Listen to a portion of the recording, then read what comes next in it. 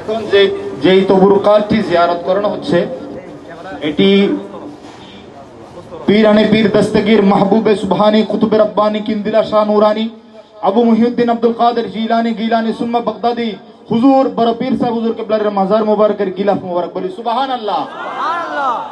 এই গিলাফটি হুজুর ডক্টর আল্লামা আফিফউদ্দিন গিলানি মাদ্দাজিলহুল আলীর মাধ্যমে বাংলাদেশে এসেছে বলি মারহাবা। আমরা এখন জিয়ারত করছি পীরানে পীরের মাজার মুবারকের গিলাফ মুবারক।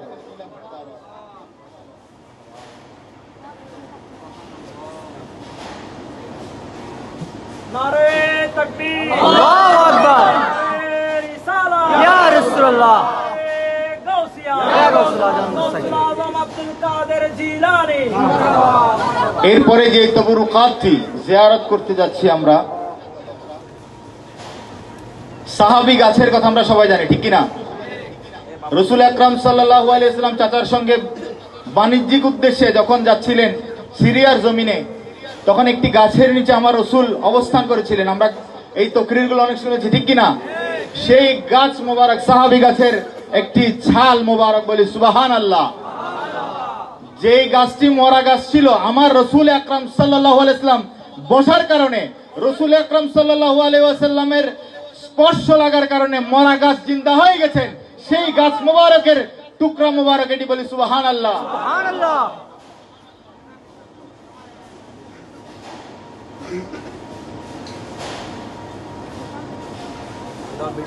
এরপরে আমরা সেই কাঙ্ক্ষিত তবরুকাত, যাকে সৃষ্টি না করলে আসমান জমিন কিছুই সৃষ্টি হতো না, সেই নবী দোজাহা রাহমাতাল লিল আলামিনের রওজায়ে আতহারের সাথে লাগানো গিলাফ মুবারক বলি সুবহানাল্লাহ। জিয়ারত হচ্ছে রাসূল আকরাম সাল্লাল্লাহু আলাইহি ওয়াসাল্লামের রওজা মুবারকের গিলাফ মুবারক। নারে তাকবীর, আল্লাহু আকবার,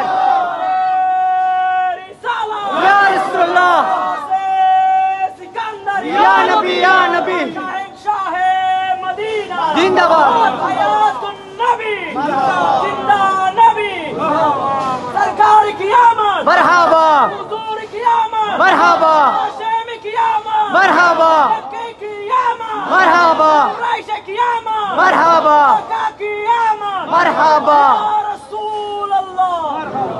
একজন বৃদ্ধ লোক, একটি ছোট ওয়াকিয়া বলে, একজন বৃদ্ধ লোক হুজুর গৌসে পাকের খানকার মধ্যে খাওয়ার ভক্ষণ করছেন। হুজুর গৌসে পাকের বড় সাহেব আব্দুর রাজ্জাক রহমতুল্লাহ আলাই, উনি খানকার মধ্যে আরাম করছেন। উনি বলতে দুপুরের মধ্যে এই আমাদের খানকার মধ্যে কে ঢুকে খাবার গ্রহণ করছে। গিয়ে দেখে একজন জীর্ণ শীর্ণ বৃদ্ধ লোক, জিজ্ঞেস করলো, বাবা আপনি কিভাবে হুজুর গৌসে পাকের খানকার মধ্যে আসলেন?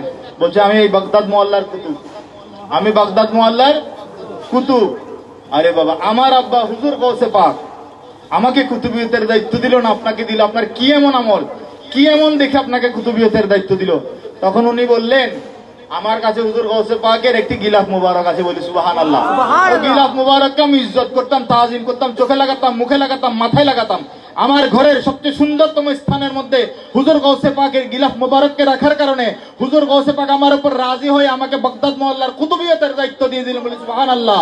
হুজুর গৌসে পাকের গিলাফ মুবারককে তাজিম করার কারণে, যদি ইজ্জত করার কারণে যদি কুতুবিয়ত পাওয়া যায়, আমার রাসূলের রওজা মুবারককে মুহাব্বত করার কারণে আমরা আখিরাতে বেড়া পার পেতে পারি কি পারি না?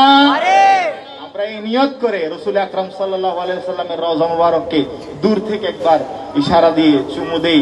রাসূল আকরাম সাল্লাল্লাহু আলাইহি ওয়াসাল্লামের কাছে মনে মনে আরজি দেই, ইয়া রাসূলুল্লাহ, মদিনায় তো যেতে পারি নাই, বাংলার জমিনে বসে বসে আপনার রওজা মুবারকের গিলাফকে তাকিয়ে তাকিয়ে আপনার দরবারে আরজি দিয়েছিলাম, আমাদেরকে আজকে সুপারিশ করুন বলি মাত্র। আজকে এই জিয়ারতগুলো আমরা করলাম, ইনশাআল্লাহ আমাদের জন্য দোয়া করবেন, আমার বন্ধু আশরাফ কাদের জন্য দোয়া করবেন, আমাদের সকলের জন্য দোয়া করবেন। এই পর্যায়ে মাহফিল মারহাবা মারহাবা। এই পর্যায়ে বসে যান, আবার সবাই সবাই জায়গায় বসে যান। এই পর্যায়ে আমাদের মাহফিলের প্রধান মেহমান হুজুর কিবলাই আলম জানশিন আমিনে মিল্লাত পীরে তরিকত খলিফায়ে দরবার আলা হযরত হযরতুল হাজ আল্লামা জনাবে মাওলানা শাহ সফি কাজী মোহাম্মদ সাদেকুর রহমান হাশেমি হুজুর কিবলাই আলম তকরির পেশ করবেন। নারে তাকবীর, নারে রিসালাত, নারে গাউসিয়া, আহলে সুন্নাত ওয়াল জামাত, হুজুর কিবলা সাদেকুর রহমান হাশেমি। আমাদের বাবাজান কিবলাদেরকে ফুল দিয়ে বরণ করে নিচ্ছে মার্কাজে এসে আহলে সুন্নাতের নেতৃবৃন্দ। সবাই মারহাবা বলবেন, মারহাবা।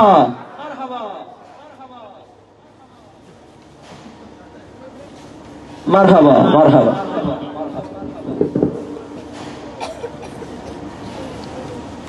হুজুর কিবলা এখন তো পেশ করবেন।